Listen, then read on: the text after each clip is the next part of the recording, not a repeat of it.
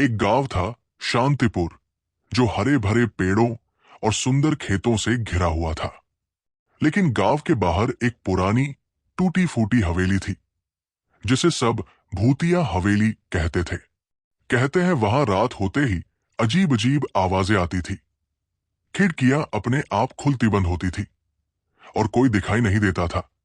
गांव के बच्चे उस हवेली के पास जाने से डरते थे, पर दो जिज्ञासु दोस्त, राजू और पिंकी, बहुत साहसी थे। उन्हें रहस्य सुलझाने का बड़ा शौक था। एक दिन उन्होंने तय किया कि वो रात को जाकर देखेंगे कि हवेली में सच में क्या है। रात के 12 बजे चांदनी रात में राजू और पिंकी ने टॉर्च उठाई और धीरे धीरे राजू और पिंकी हवेली की ओर बढ़े। जैसे ही वो दोनों हवेली के पास पहुंचे, उन्होंने देखा कि हवेली के दरवाजे बंद थे, लेकिन जैसे ही उन्होंने हाथ लगाया, दरवाजे अपने आप खुल गए। दोनों हैरान रह गए। हवेली के अंदर अंधेरा और धूल भरी दीवारें थी। तभी अचानक एक बिल्ली की आवाज आई। दोनों थोड़ा डर गए, लेकिन साहस करके आगे बढ़े। जैसे ही वो सीढ़ियों से ऊपर गए, उन्होंने देखा कि दीवार पर पुरानी पेंटिंग्स टंगी थी। उनमें से एक पेंटिंग अचानक मुस्कुराई। पिंकी डर के मारे राजू के पीछे छुप गई। पिंकी, डरने की जरूरत नहीं, ये कोई चाल लग रही है।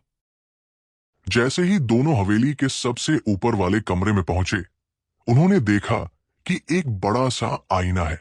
आईने में अचानक से आकृति दिखने लगी। तभी उसमें एक भूतिया चेहरा दिखा।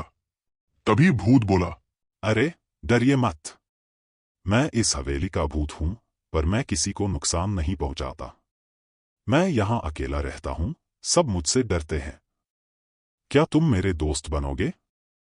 राजू और पिंकी हैरान भी थे और खुश भी। उन्होंने सोचा, अगर ये भूत किसी का बुरा नहीं करता, तो क्यों न इससे दोस्ती की जाए। ठीक है, पर तुम हमें डराना बंद करोगे? पक्का। मैं बस यहां लोगों को डराता था ताकि कोई मुझे परेशान न करे। अब मेरे दोस्त आ गए हैं, तो अब मैं किसी को नहीं डराऊंगा। उस दिन के बाद से भूत, राजू और पिंकी अच्छे दोस्त बन गए।